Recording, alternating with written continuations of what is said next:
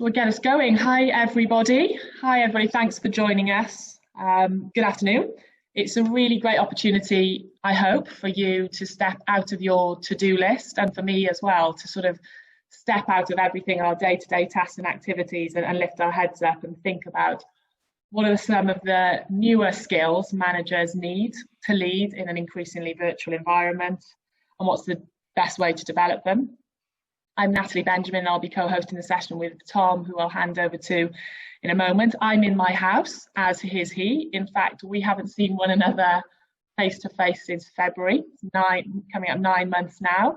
We talk a lot, we talk every day, we're part of the same leadership team, so bringing to life some of the work we do with our clients, but also some of our own experiences of this period of significant pressure and remarkable destabilisation for so many of the leaders and managers we're working with. And a key reflection, or to set the context for us, there will be some things that COVID has necessitated that we must keep as managers. So some of the tighter relationships and bonds we will have formed, some of the really transparent communication that's had to take place, and the pace and the frequency of that. And there will be some things that COVID has created that we have to change, we have to think more about. So for example, I've noticed I am part of fewer and tighter task-based networks, and I might be missing out on lots of these coffee machine conversations because they're still happening. It's just how am I part of them and where are they happening? Another bit of context setting, CIPD's latest research has come out, and working from home on a regular basis is expected to rise to as much as 37%, which is double what it was pre-COVID. So this leading in a virtual environment isn't going away anytime soon. And so what we need as leaders and managers to thrive in that has changed. And it's not something that is about to leave our world soon. So as I said, I'm Natalie Benjamin. I'm one of the consultant directors at Lane4. Today, we're going to be talking about how to develop great managers during a pandemic. And I'm joined by my colleague, Tom Smith. So I'll let him introduce himself before we dive into the content. Yeah, good afternoon, everyone. Tom Smith, like Nat, a consultant director. So between us and a couple of colleagues, we run all our consulting practice. And whilst we haven't seen each other since early March, or been together physically in the same meeting room or in the same office, we probably got to know each other a lot better, right? Because here you are, you can see my room where I work, Nat, and then sometimes, you know, if we're doing stuff late afternoon, you may have to deal with your children who've just come back from school, where I might have to answer the doorbell because there's been another Amazon delivery or something, and that has become part and parcel of the way that we work. We get to know each other in a very different way. So great to share the platform with you, having this conversation and a webinar. Looking forward to sharing some of our observations, some of it based on our own research, some of it based on research, of course, that we're always looking into in Lane4. What are we going to cover today that will help you, apart from our own insights? Well, why does it matter now more than ever, right? It's always been important, but certainly a lot of the research that's been coming out suggesting that it's taken on a different angle. The expectations of workers is different of their line managers, almost like there is a learning priority for line managers on how to lead virtually. So some insights on that. What are those core skills, right? So there's an argument that they're no different to the ones that they've always been required of line managers. But actually, as we'll see, there are some things that may need to be dialed up that are becoming more important. So we'll cover what that means virtually. And then if it is about developing leaders to lead in a different way because of the pandemic and working virtually and what that means, what do we need to take into account when you are developing leaders virtually? And we'll cover that as well. So that's already outlined some of the stats from the CIPD report that came out last month. In fact, this is some of our own work, some research that YouGov conducted for us with GB employees, a representative sample. You can read that for yourself, right? And I'm sure you've all come across your own stats along the way.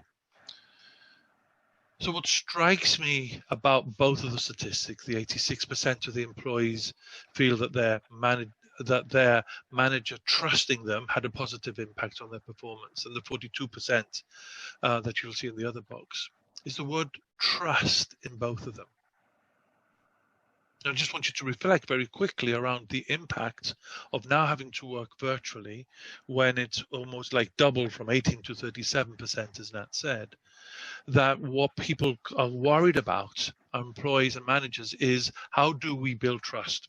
Because the first thing that takes me to, as a line manager myself, we may be consultants, but we manage our own teams, is how do you, what's our going in position around what people get up to when they're working from home and they're not sat around the table or in the office or in meetings with us when we can almost see what they're doing. And so the big implication is, as we take people out and we rely on them to work more from home, what's their performance like? When our view of performance has always been based that they are in the room with us, that we can see their productivity. That's an old-fashioned way of looking at it. Lots of changes happening in this space already. It's just been accelerated. And some of the research also from the CIPD is whether technology is the right one, where the line managers have had development, where well-being is well managed by individuals. Nat will talk a little bit more about that in a minute, that actually the perception of productivity and the reality is that it has grown, it has improved virtually, that it's not had an adverse effect. But actually the opposite is also true, that where line managers haven't been developed and where there's a lot less interaction between people virtually, that the perception that productivity has gone down. Okay.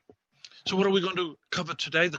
These new core skills, or maybe not so new in managing virtually, but they just need to be dialed up.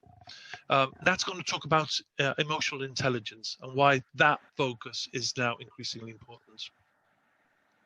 I'll talk about something else, which is a different kind of intelligence. Some of you may have come across this term before. It's a newer concept, which is social intelligence. This notion that when you walk into the office in the morning, you know what's happened overnight, or that the mood's high and there's a buzz around the office, like an energy. You just feel it, you notice it. That's social intelligence. How's that been impacted on when we're working virtually? Now we'll then talk about virtual literacy and etiquette. So we're having to work differently. How do we make the most of the medium that we're having to work through? And then I'll wrap it up talking about something that has become increasingly important, which is about adaptability. So increasingly important because of the rate of change in the way that we work. And again, that's been enhanced or exacerbated because of the pandemic. And so this notion of adaptability and how important that is. Thanks, Tom. Yeah, thanks for the introduction and unpacking trust a bit for us, which I think is really important. And if it's not obvious, I guess the move we're making, or the suggestion we're making, is these 4 skills are crucial to help to build trust in this different context that we're operating in. The why for trust is not hard. We all intuitively have a sense of what trust is, but what it is and how it's built is much harder to get your hand around. So that's what we're going to cover now. And emotional intelligence, it's a well-trodden management term. And just because it's well-trodden doesn't mean that it doesn't need to be looked at again in this context. If we think of emotional intelligence as our ability to understand and use and manage our own emotions in a positive way, to communicate, to empathize, to diffuse conflict, it makes me realize how conditioned even I have been to doing that in a face-to-face environment, and now that's less present for me. So what does emotional intelligence in a virtual environment look like? What do managers actually need to do differently? So what we're asking managers to do, and what we're working a lot with managers on, is their ability to connect with other people when those face-to-face cues are absent. We're talking about conscious effort, real conscious effort here. I mean, I noticed at sort of the warm-up we did where the coffee machine conversation's gone, and there was a comment, they've gone. And they can't go. We need to be part of those. They need to exist so that we can have conversations. And it does take conscious effort and time and investment. I guess it's what we're working with managers on is encouraging that willingness and the making time to put an hour in somebody's diary to have a conversation, to understand what's really going on for them, to not make assumptions about the work-life balance and how it might be better now because they're at home. I mean, for lots of us, we're living at work. We're not working from home, we're actually living at work, and it creates a whole different dynamic. So we're also working with leaders and managers on working more consciously with the window we have into people's lives. I have a window into Tom's life. He has a window into my life. He now knows that my son knows the difference between a client and a colleague. And he can come in and ask for a biscuit if it's a colleague, but he might be less inclined to do that when it's a client. And this is the environment we're working with. We're all part of each other's life in a different way.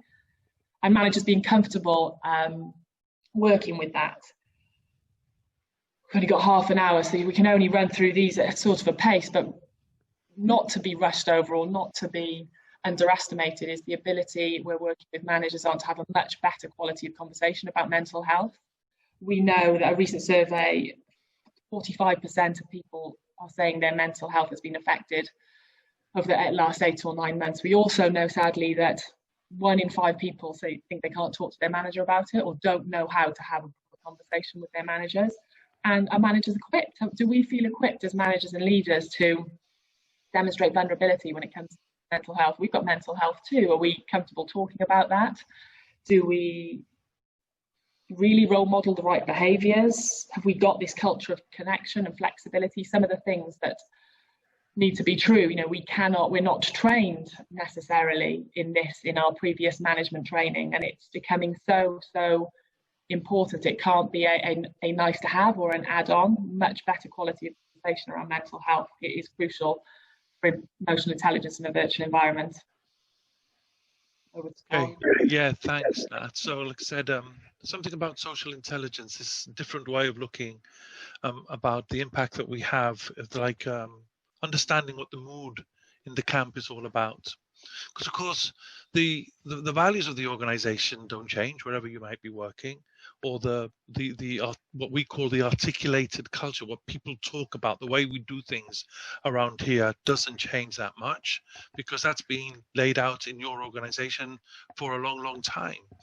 What is difficult is the bit that much harder to do is the finger on the pulse, which is that sense that you get when you go into a meeting and you almost like sense things aren't going so well, when things might be delayed in a project plan, and you go in and people are thinking like, how are people going to respond when we tell them that we've slipped by a week? That is that you have a sense of it. How do you do that in the virtual environment is the challenge that we have. And like Nat said before, we're operating in a different way. We're working much more on tasks, and the work that we do is around a particular project. We spend less time working socially. So how do you recreate that in the virtual environment? Well, last night, a few of us in Lane4 are part of a curry club, and we would go out on a Thursday night or a Wednesday night locally where we work, and we had a rule. And that rule was, we don't talk about work. We might talk about family, we might talk about sports people might be playing or might be on TV, but work wasn't included. Last night was the first curry club we'd had in a couple of months. Actually, people started to talk about work. They started to talk about, how's so-and-so getting on? What about so-and-so? Haven't heard from her in a while. How's that happening?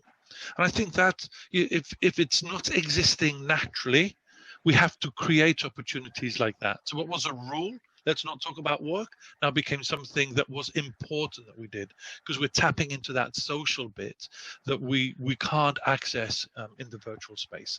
That water cooler conversation that we started this webinar on, how do we recreate that virtually if we don't do that deliberately? Because we're not going to bump into people, and that's what we need to connect. So that's a little bit about social intelligence. Oh God, I clicked too quickly, too keenly. I'm sure you're starting to build a picture that lots of these themes are overlapping and complementary. A third theme we're working with leaders on, virtual literacy and etiquette. And for me, there's 2 parts to this. And some of the practicality, there's a practical and there's a psychological aspect to virtual literacy and etiquette for me. The practical stuff came out in April, May, June. He's like, do you know what platforms exist? Do you know how to use them properly? Have you set out clear rhythms and routines and ways of working with your team? I feel that's quite well established. When we're using Microsoft Teams, when we instant messaging, we are well established with that in our organisation, and lots of organisations are doing incredibly well on that. For me, there's now this piece that's harder. It's the psychological aspect of virtual literacy. So how present am I in a meeting? It is much easier to be present, totally present and focused in a face-to-face environment. You have fewer distractions. You may have your phone in a meeting, but we know it's frowned upon to be looking at our phone in a meeting.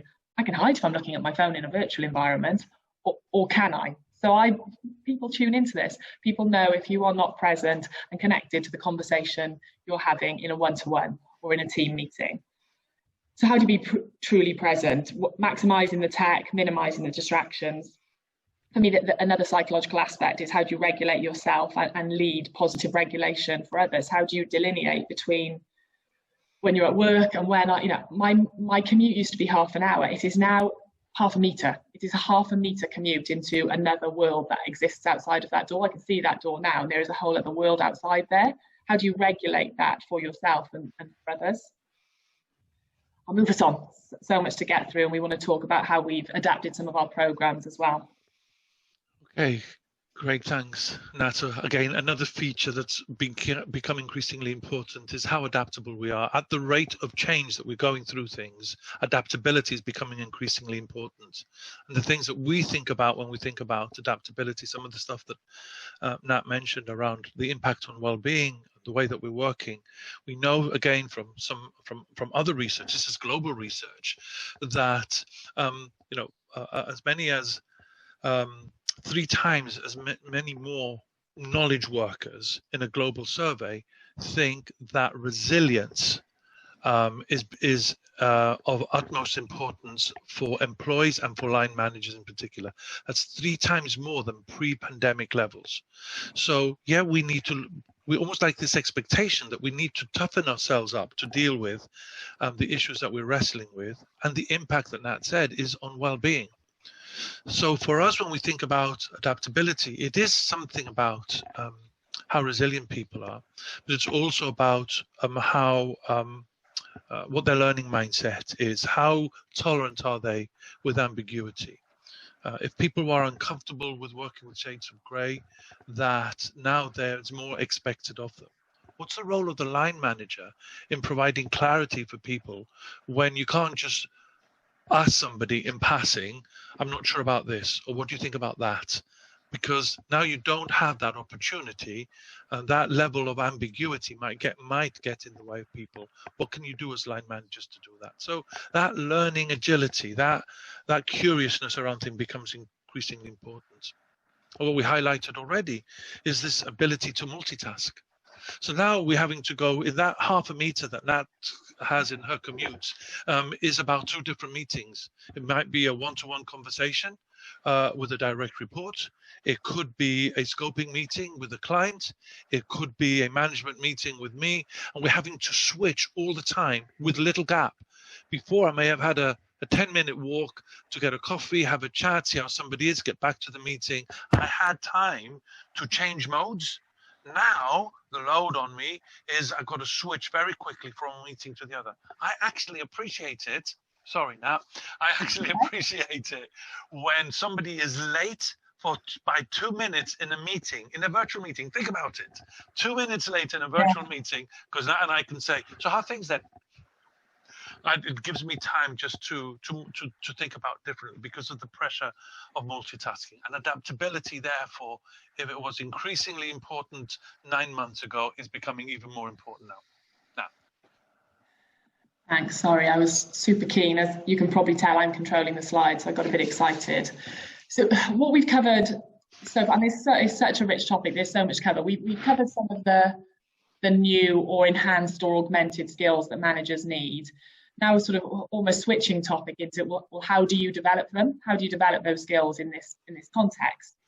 And it's fair to say, a year ago, I personally held some assumptions and biases about how effective could development be in a virtual environment. I knew that it served a purpose, but so much of what we did was in a room, like this picture, having conversations, looking people in the eye.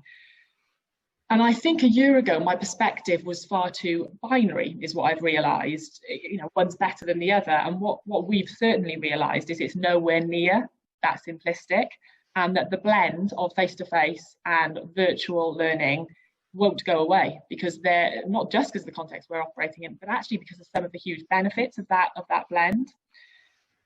And if you operate virtually, then developing in that context is critical. No point talking about how to operate virtually. You need to be virtually to be doing that, to be having that deliberate practice. A couple of other personal reflections from delivering a lot of virtual development over the last 8-9 months is the opportunity it gives you actually to create a more inclusive learning environment. We had an email from a learner, a delegate, a person who'd experienced one of our sessions a couple of weeks ago, who had gone into the session convinced that you couldn't learn about that type of topic in a virtual environment, sent us a note saying how the introspective reflection was so much easier because they were at home, and it truly was that, and that typically she wouldn't have contributed in the way that she was able to because of that virtual environment. Another thing I've noticed when I've been designing these programs is, as a designer of development programs, I'm constantly balancing this tension between the power of keeping it simple and still having a good quality conversation about something, versus the huge benefit, if you get it right, of a creative, interactive, immersive digital experience, and realizing that there is time and a place for both of these things, and there is a shadow to both of them. If you stick with the simple stuff all the time, there's no creativity, and actually, it's almost verging on lazy. It's like, how do we work with this thing in this environment? Whereas if you get seduced by the platform and forget the simplicity, you over-engineer something and the cognitive load is too much. So that's certainly something we've been realizing. We converted what was meant to be a 2-day face-to-face program into virtual classrooms interspersed with webinars, bite-sized topics, and roll this out to 1,000 people across 9 geographies in a month. That just wouldn't have been possible to do face-to-face, and with great impact as well. And they're more of my personal reflections. Tom has led a lot on the research and sort of our deeper insight into that. So I'll pass over to Tom now to conclude on some of that. Thank you, Nat. So here's something again, that this notion that in many ways leadership hasn't changed, and in so many other ways it's changed so much, and the virtual environment, almost like the expectation of employees. If you think about all the research we've highlighted, just the little statistics here and there that suggest we managers, we build trust in the way that we work with our managers. Virtually, it requires a different way of doing this, and perhaps managers need developing this area. So what are some of the things that Natalie has reflected on? You'll see this in the white paper in more detail. So some design principles, this balance between keeping it simple and then how much content can I put in, right? So when you design, it's easy to want to put a lot across, but actually what we've learned is make it smaller, right? As you'll see in the third bullet point over there, bite size works best. A lot of evidence in the virtual space that when you break content down into small chunks of activity, people will retain more. Natalie used the term before of cognitive load. There's a lot to take on board. We're not used to learning so much in this way. Maybe the next generation will be more comfortable with us, but bite size works best. And it's about recreating for the virtual. Not about, it was a 2-day program, let's now run it virtually and let's do it on Zoom or let's do it on WebEx or whatever it is. Actually, you need to think very differently about how you package that. So those are 3 important design principles. So once you've got that program, what are some of the delivery principles that you need to take into account? We've talked about that already. Remove the distractions. How easy it is when you're working virtually to pick up that email, that little prompt that comes, or that Skype message that might come your way that you want to reply to, and you're multitasking this way. It takes up a lot of capacity, but actually gets in the way of learning as well. How do you stop that from happening? So WebEx has a facility there that can tell you people are working on have got other apps open and using it. that might be quite intrusive. How do you contract with people around it? So remove as many of the distractions so that you're as focused on the learning as you possibly can be. And shift the focus away. Have different activities, not too many. Again, it's that balance that Nat was talking about before, so that you're not just sending people out onto a breakout activity. So it's not just doing stuff in the chat room, that you're using other things that engage people and that they learn in different ways. So that's an important bit as a facilitator that you're able to pick up on and work on. And then again, when we have all of this technology, just think if you're using Teams as a way of working in your organization, the improvements in Teams that have happened just in the last 9 months, and another set of improvements coming up this month that'll make it even easier.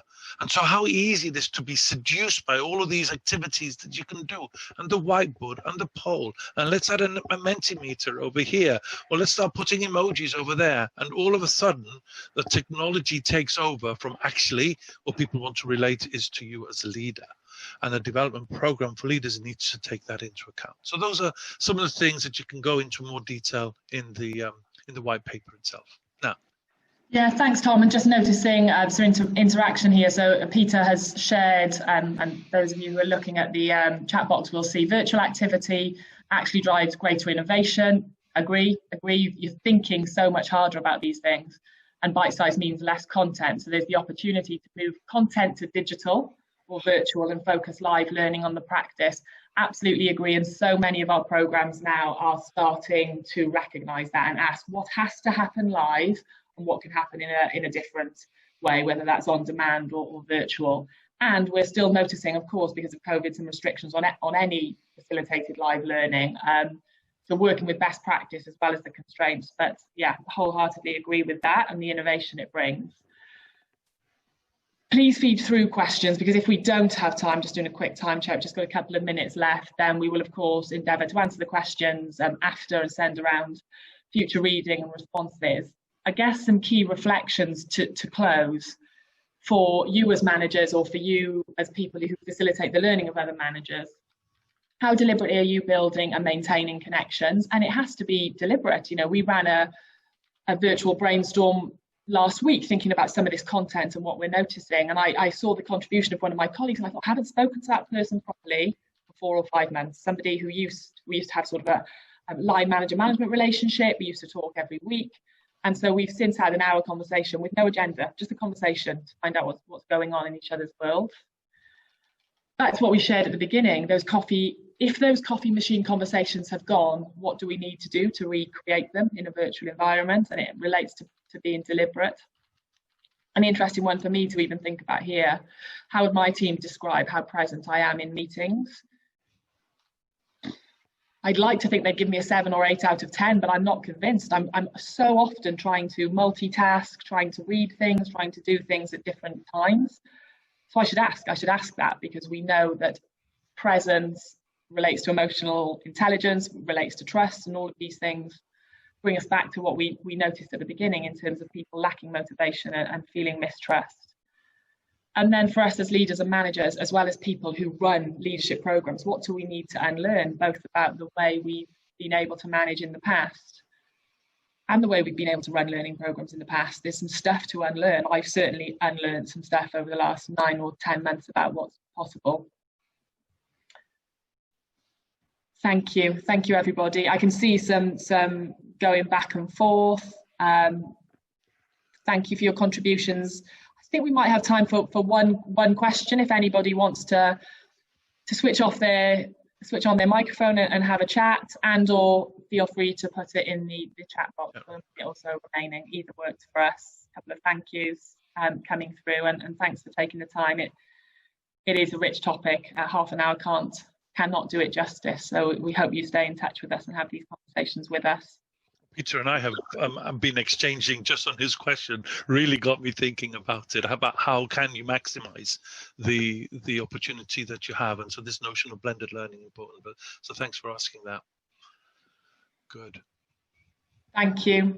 Thank you so much. Yeah, any questions need to be on the chat box. I've just been informed that you actually can't unmute yourself, so I'm sorry Sorry we kept you muted, so it would have to be on the chat box. Thank you, everybody. I'm imagining, I'm pretty confident you will have packed diaries going from one meeting to the next. It takes some time to reflect on this, and please get back in touch with us if you want to know more about our virtual programs or more of the insight that's driving some of the programs we're designing and delivering at the moment. It'd be a pleasure to hear from you. We've got something Q&A. So somebody's posted, Joe Nat has posted on the Q&A, is there anything at all that you would say has to be learnt face to face? That's a very good question. And I think for Joe, there are elements of skill that are best done face to face. We keep on doing, so even things like coaching skills we'll do virtually, but I think in terms of some of the empathy that needs to be built, the subtlety of the non-verbals that you get perhaps when you're not just looking at somebody from chest up kind of stuff, would suggest that face-to-face is important. But it is amazing what you can achieve virtually. And I think what will happen, it's interesting to see how this develops over the next few months, is when do you do things face-to-face and when are you able to do things virtually when it's about very specific skills. And I think if I'd been asked that question a year ago, I feel like I could have given you a long list of things that I believed had to happen face to face, and I have had to unlearn that. And we have had to work in a non-face-to-face environment, and it has blown my mind how much can be done in a virtual environment if you do it properly. So if you give it the due consideration, if you're willing to have proper conversations this way, if you're willing to still be vulnerable this way, if we're still creating the right learning environment, yeah. We're going over time, we're getting excited. Thank you, everybody. I know that there'll be some follow-up if you haven't seen the white paper, and we look forward to hearing from you and continuing the conversation. Thank you, everyone.